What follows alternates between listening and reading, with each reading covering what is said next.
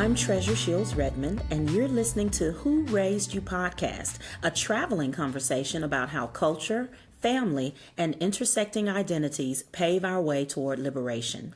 I'm Jialian Yang, and today we're collaborating with Your Words STL to record stories about how poetry helped 4th and 5th graders from different sides of St. Louis's Delmar divide understand each other and themselves. In this episode, you'll hear excerpts from our time with students from Moline Elementary School and New City School at Innovation Hall, the headquarters of EdHub St. Louis, a center for educators to experiment, collaborate, and innovate. But first, let's hear from Ana Ojas Castro Guzan, the founder of Your Words STL, an organization that uses one-on-one tutoring, creative writing workshops, and collaborative writing projects to amplify the voices of St. Louis youth. You might recognize her from Who Raised You Season 1, Episode 2, reading her poem, A Novel in 9.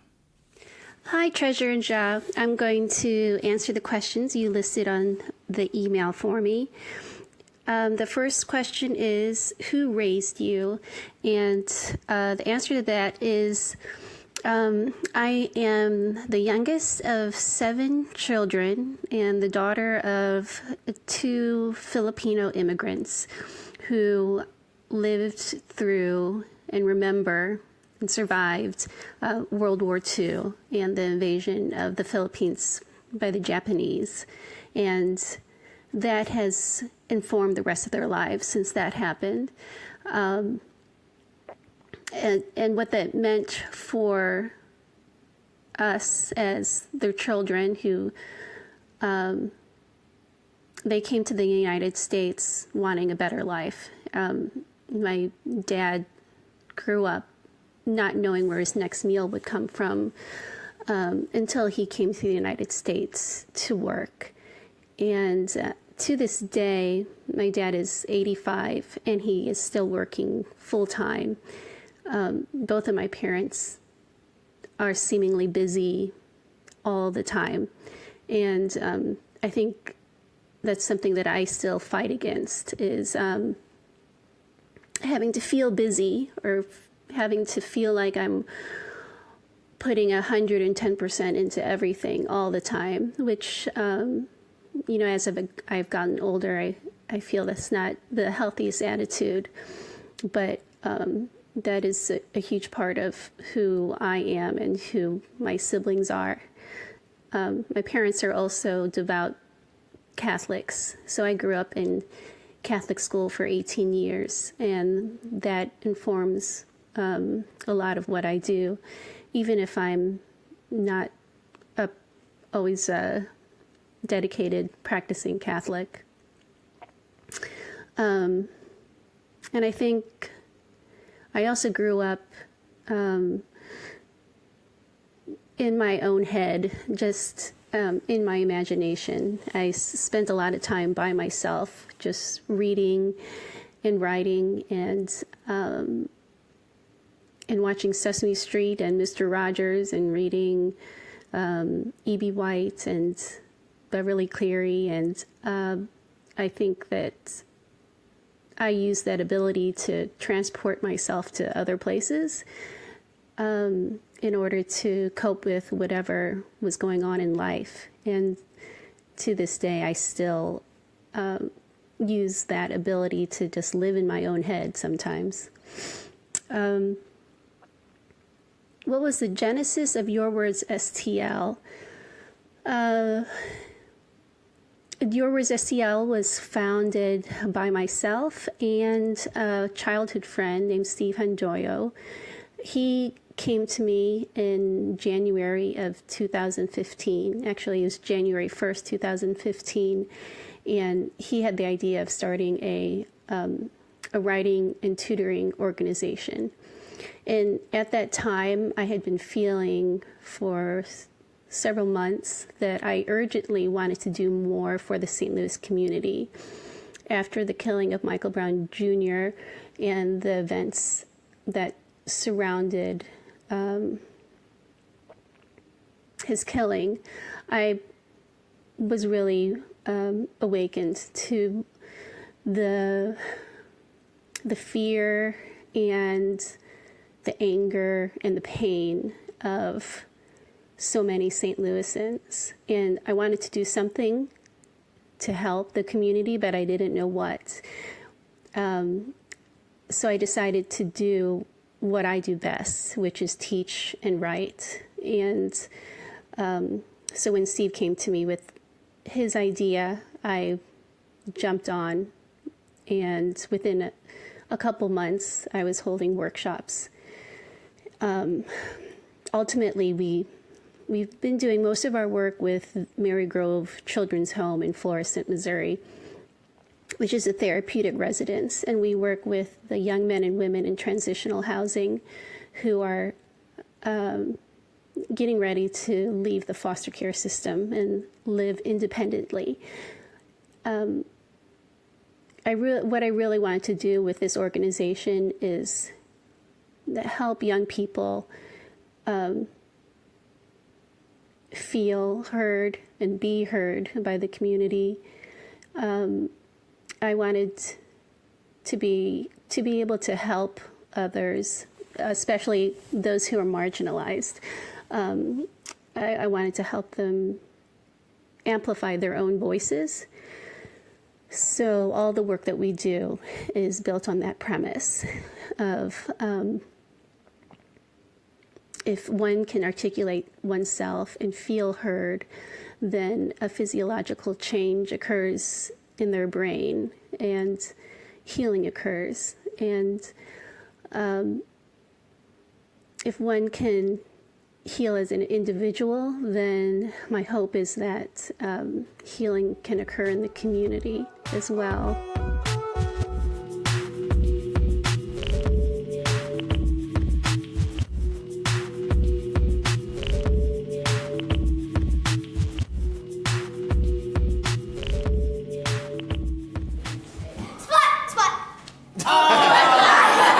One, two, three.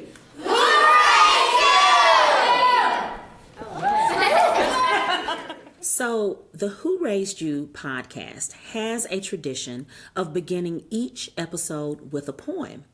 But since this episode is all about poetry and filled with poetry, we were looking for an interesting way to still do that. And we decided to ask every one of the elementary students to read one line from their poem. And it created this amazing collaborative poem. So, check it out. I feel safe and peaceful in one place. A forest for swans and the lake eating pizza. I smell a smell, a good smell. You might rock on an electric guitar. I got to meet Blake Griffin, Chris Paul, and Stephen Curry. I feel gold, green, black, red, blue, and white. Watching the sunset feels like watching roses fall to the ground. It's quiet, peaceful, tastes good, smells yummy. The ocean is cool to the touch and warm sand on the coastline. I'm going on a shopping spree. I noticed my four best friends, Kira, Kaylin, Rihanna, and Brianna. My perfect place where we are all together. I hear laughter and I feel the warm breeze on my face. I smell reality. I look up and see birds flying together. I feel magical. I feel more special than anything. The April flower scent roams from 7 a.m. to 12 a.m. It feels like home.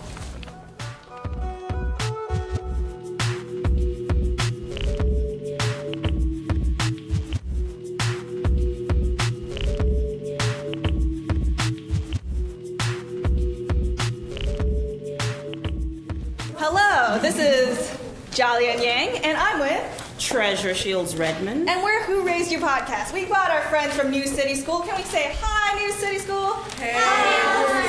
And what's your name? Alex. Alex, teacher Alex. And then we've got Moline. Can we say hi, Moline? Hi, Moline. Awesome. We've also got Stephanie, who's a parent over here, right? Shout out to the good parents. All right, so today we're going to have a conversation about your poems and also your perfect place. So Treasure's got some good questions to start us out. So you all wrote poems about your perfect place. right? I want someone to raise their hand and read me one line from the poem that described their perfect place. Yes, right here. Our sorrows float away. Ooh. Our sorrows float away. So nothing is left but happiness because all the sorrow. Fantastic. Yes. Rainbow, the color of the world. Rainbow, the color of the world. I love that because not only all our colors, but like all our emotions, all the things that we love and like. Yes.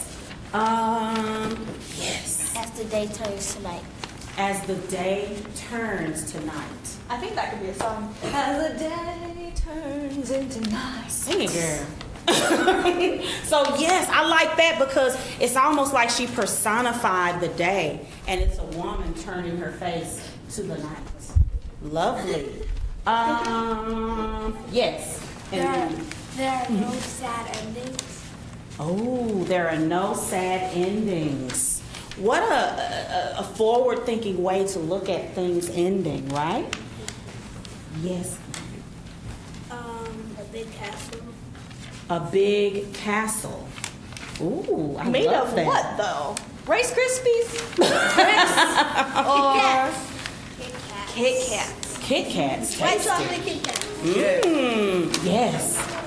I taste a sweet pineapple popsicle dripping down my tan chin. Ooh, pineapple popsicle. Yes. Can't wait for summer. It's too cold. Yes. I was walking down the street. I was walking down the street. So just free, walking down the street, feeling good. Yes, I love it. Yes.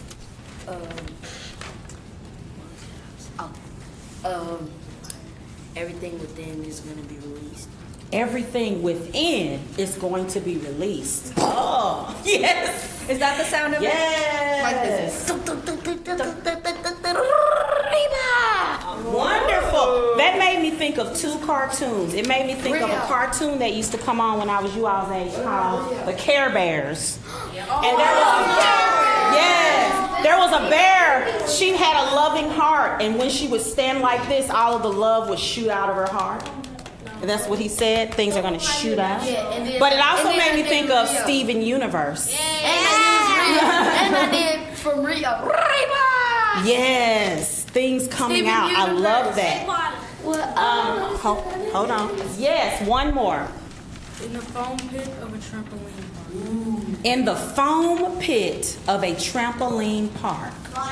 Wow. That's awesome.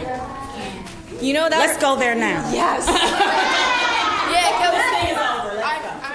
In the last clip, we had so much fun talking to the kids and getting an idea of what their perfect place was. Later on in the episode, you'll hear about kind of the more serious discussions, but it was really fun to start out and be like, okay, what is your perfect place? Is it a foam pit in a trampoline park or anything like that?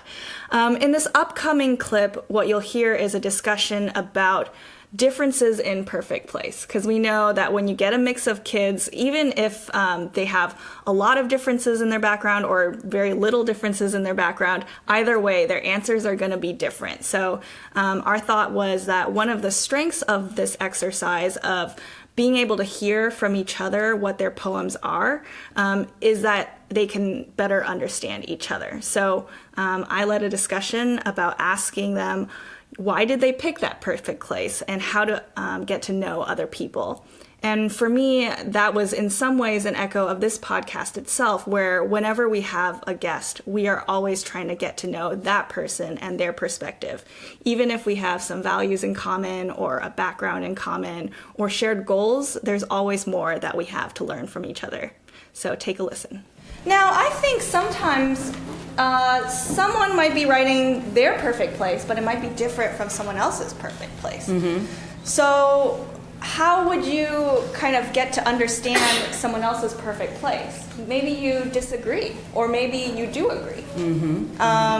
What kind of questions might you ask if you're trying to get to know someone else's perfect place and understand where they're coming from? Yes? I'll ask, why did they pick that as their perfect place? Why did you pick that as your perfect place? So does someone have an answer for this question? You picked a perfect place. Why did you pick it? Yes. I picked it because my perfect place has a lot of animals in it, and I picked that because I really like animals. Okay. And someone who hasn't spoken yet, hands down if you have. Someone who hasn't said anything yet. Aha, yes. Because it expresses myself. Expresses myself. You know, one of the markers of great literature for children is that the child is the protagonist. They solve the problem, they discover the issue, and they are the resolver of it. And what was so powerful about this exercise was that the kids took ownership of it, and they had so many ideas that were so valuable. In this next clip, we're letting them really kind of lead the discussion and talk about some of the reasons that people create poetry. What other kinds of reasons do people write poems? You guys wrote a poem about your perfect day, but sometimes perfect place rather. Sometimes people write poems for other reasons. What are some of those other reasons? Yes. To get their voice to be heard. Oh, excellent. To get their voice to be heard. Yes. To speak up. To speak up. Most definitely. Yes. To change something in the world. Oh, yes. To affect change, to create change. Most definitely. Yes. Erase the pain. To erase the pain. Yes, that's a great reason to write poems. If you're feeling bad about something and you write it down, sometimes you feel better. Most definitely, yes. Express their emotions. Express their emotions. Not keep them bottled up inside, because sometimes they come out in ways that aren't productive. That's a great idea, yes. To be inspirational. To be inspirational, to inspire people, to make them want to express or create change. Yeah, I love that. Yes. Just let out their ideas. Let out their ideas, yes. Pass the time. To pass the time, right? You could draw, you could play video games, or you could write some poems. There are lots of ways to pass the time. Excellent answers. What do you think about that? What do you think about some of the reasons that people write poems? I love all those reasons because they're all really different. And I think what you need at different times in your life, whether it's a certain age or a certain day of the week or what you have going on in that time, you have different needs. So maybe one day you're bored, or another day something really bad happened, and you're just like, oh my gosh, like I can't even tell someone because it hurts so bad. Or you love someone a lot, or you love something a lot, and you're just like, yes, I need to just write this all out so people can understand, or so I know and I can share.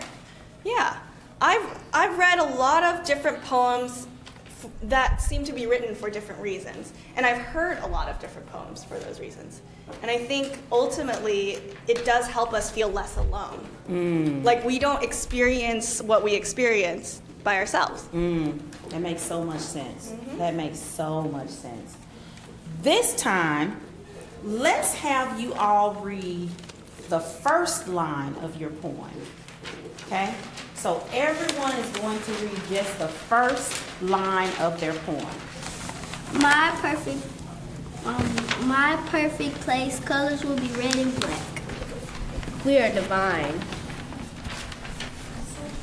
2 weeks ago, I got a puppy. We named him Midnight Storm. The best thing in my life was how to ride my bike when I was 3 years old. My perfect place, trolls in this place, red, yellow, green, blue. The red car starting up. The sky is a perfect blue. As you walk through the door, you see white tiles as cold as ice on a freezing December morning. Down the hill. All you see is darkness. An island far away. I see blue go pink. My perfect place is a house in the middle of a jungle where you look out and see blue macaws dancing and prancing. The ground is shaking and is turning red. I can hear somebody in my head. I see yellow. My perfect place colors are red, green, and gold. There is comfort in my perfect place. just with words on the paper, we can put people in a place by using that description. It makes you think what their perfect place might be. Yeah. Mm-hmm. It also helped me kind of understand how people see themselves. Like one of the answers was like, we're divine.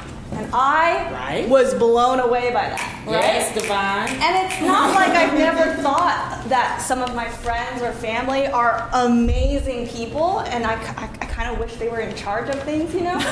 But when you said it, it made me think, okay, what if you were in charge? And that's a whole different feeling. And it makes me think, so if you were in charge and you're amazing, what kind of other ideas do you have that I've never thought about? Mm-hmm. And we had someone else who wanted to comment. It made me feel interested to read it. Oh, it made you curious enough to read more. Oh, and that's like an attention-grabbing beginning, right? It intrigues you. It makes you wonder, ooh, what's the next line? In this next clip, we asked the kids, do you write poems about other things? And pretty much everyone in the room said that they do write poems outside of this assignment, which was incredible to hear. It was. We heard that they had a variety of reasons, some very light and fun related to cartoons, others more serious, like about gun violence. And so that led us into a discussion about why they write poems. And so I think we all have a lot to learn from this discussion, whether or not you identify as a creative, wherever your artistic practice is. I think we all have something to learn from these young people about what to do in a world that doesn't always make sense, or even when things are well. How can we work our minds and our imaginations and what we do day to day to stretch our imaginations, to let there be more space for meaning making and more possibilities. Do you guys write poems about other things? Raise your hand if you've ever written another poem. Okay, a couple of people have written another poem. Okay. Leave your hand up. I'm going to ask you something. What did you write your other poem about? I wrote another poem about my cat. About her cat. Money? A dream I had. A dream she had. Poems about in the real way from Steven Universe. Okay, someone from Steven Universe. The hot pool. The hot pool? Interesting. Gun violence. Gun violence. Woo, that's a serious subject to write a poem about. My life. Your life. Thanksgiving. Thanksgiving. Thomas the Train. Thomas the Train. Sports. Sports. My dog dying. Your dog dying. Yes, that's important. About myself. Just about yourself. Yeah, these are important topics. Media that you love, like cartoons like Thomas the Train and Steven Universe. Talking about gun violence or the loss of a beloved pet, about your life, about holidays like Thanksgiving that you love. It's so important the way we can use poetry to talk about anything that moves us, that touches us. Do you all, by a show of hands, think poetry can help you deal with things that are making you sad? Yes, a lot of people do. Okay, can somebody tell me how poetry might help you? Yes, sir. It can help you express yourself. That's excellent. It can help you express yourself. Yes. I know what he said. It can help you bring all the anger or sadness out. Oh, yes. And then that way you don't bring it out in maybe pushing someone or saying something unkind to someone. You've been doing it in a calm way. I love that. Yes. You can explain your perspective from things. You can explain your perspective. So maybe if you had an argument with someone and you didn't agree with them and you couldn't get it out for whatever reason, you could get it out in a poem. That's a great way to think about that. I thought you had your hand up. Yes. It might help you recount what happened. Ooh, might help you recount what happened, like leave a record for the world so that it won't be forgotten. That's an excellent way to think about that. Yes. You can let out all of things that happened in your day, or things that might have made you upset, or wanted you to just scream or something. Yes, as a way to vent. Yeah. So you're venting on paper. Yes, yes. You can just let all your feelings out, all your emotions out. You can tell everyone how you're feeling. You can express the way you feel about certain things that are happening. It's just a way to express everything that you feel.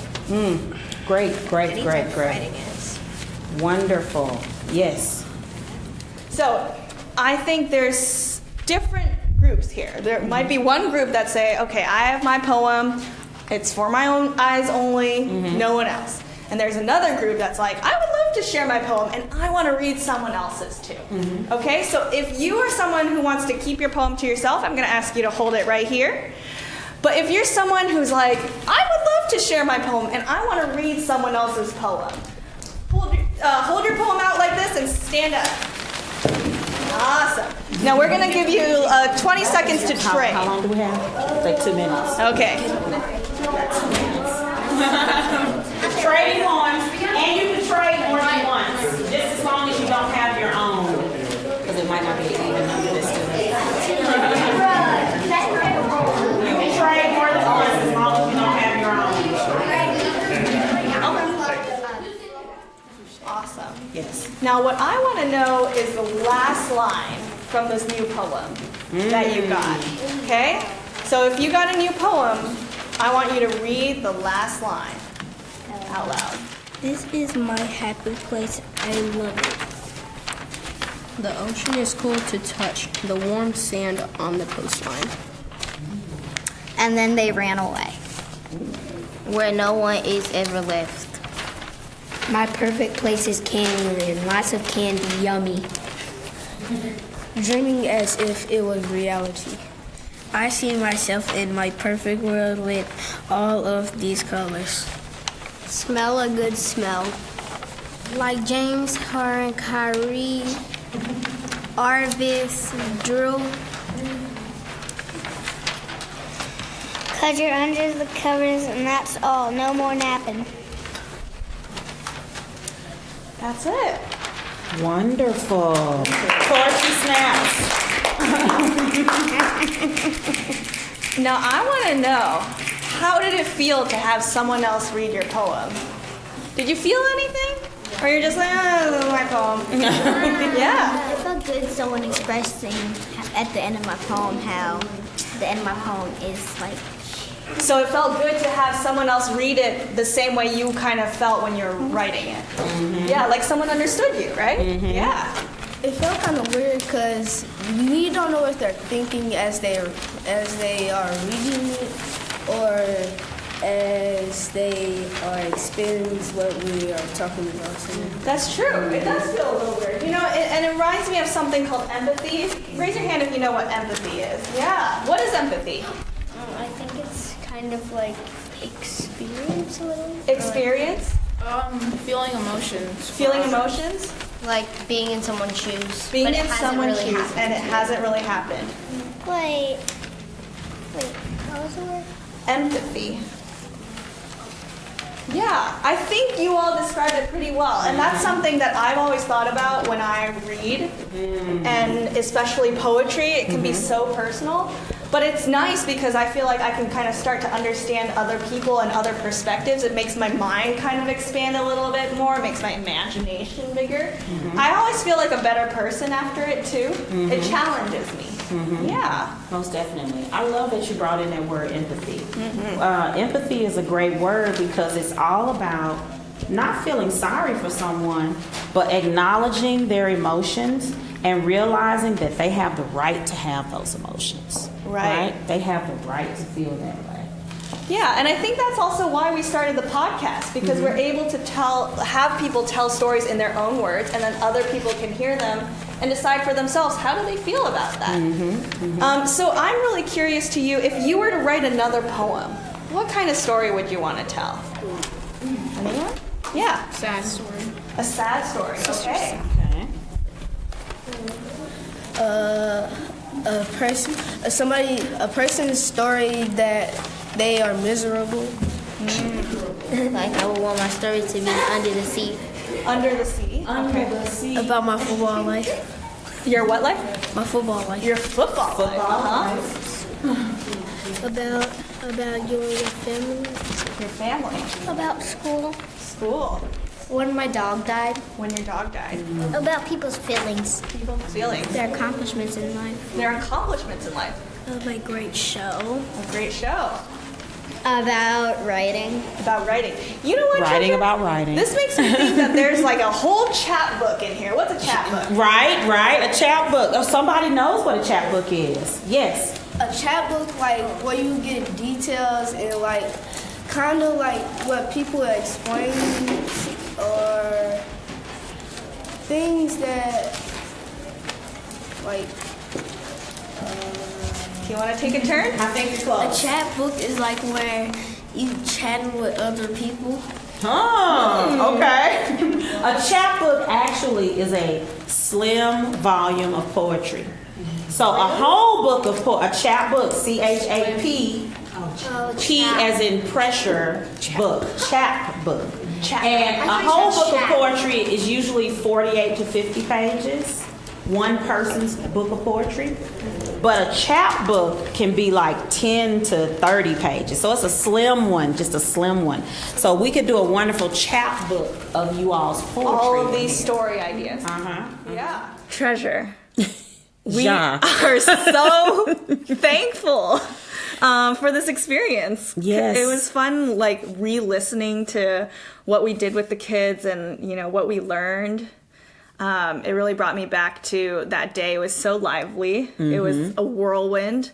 It was a really good combination of activities. What you all didn't hear is when Treasure and I introduced ourselves to the kids, that they also had this activity that they did where they made a mural about their perfect place. And prior to meeting us, they also recorded their own poems in full with each other in little groups. And so by the time they got to us, they were really energetic. They had gotten to know each other.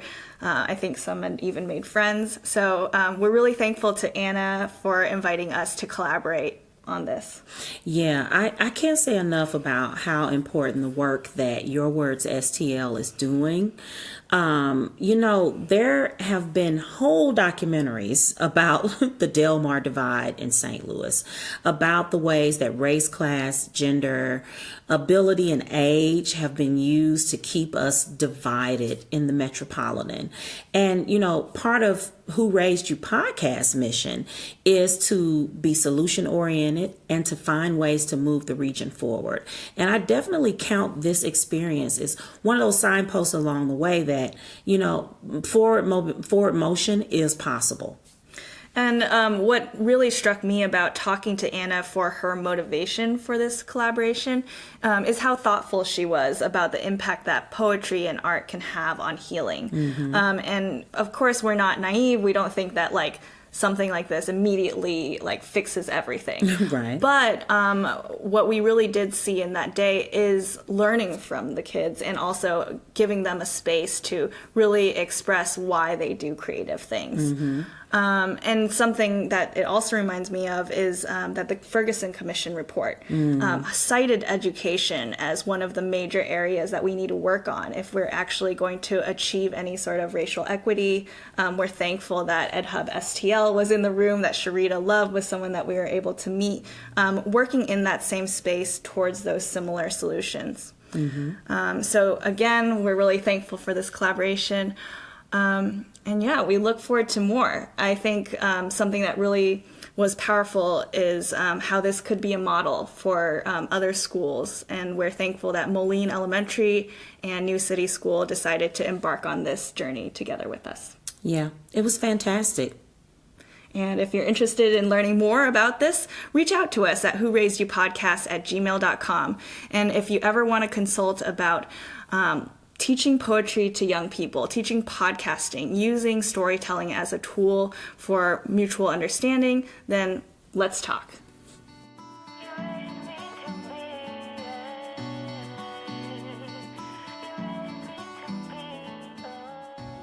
Thank you for listening to the Who Raised You podcast, a storytelling project brought to you by the Who Raised You Listening Collective, featuring media by artists of color in the St. Louis region. To support us, rate and review Who Raised You podcast on every platform. Visit whoraised.podcast.com to book us for speaking and consulting on arts and storytelling projects. While you're on whoraised.podcast.com, donate to support the Who Raised You Listening Collective. Put groceries on our table. We are the 2018 to 2019 Startup Competition winners, brought to you by your friends at the PNC Foundation and Arts and Education Council of St. Louis. They gave us an office for this year, podcasting from the Centene Center for the Arts. If you'd like to sponsor us and have us share your products and services with our audience, let's talk about it. Email us at whoraised.youpodcast@gmail.com. We'd love to partner with you and share your story. Connect with us on social media. Like Who Raised You Podcast on Facebook. Tweet us at Who Raised You Pod on Twitter. Slide into our DMs at Who Raised You on the gram. On the gram. Ooh, ooh, ooh. Say hi.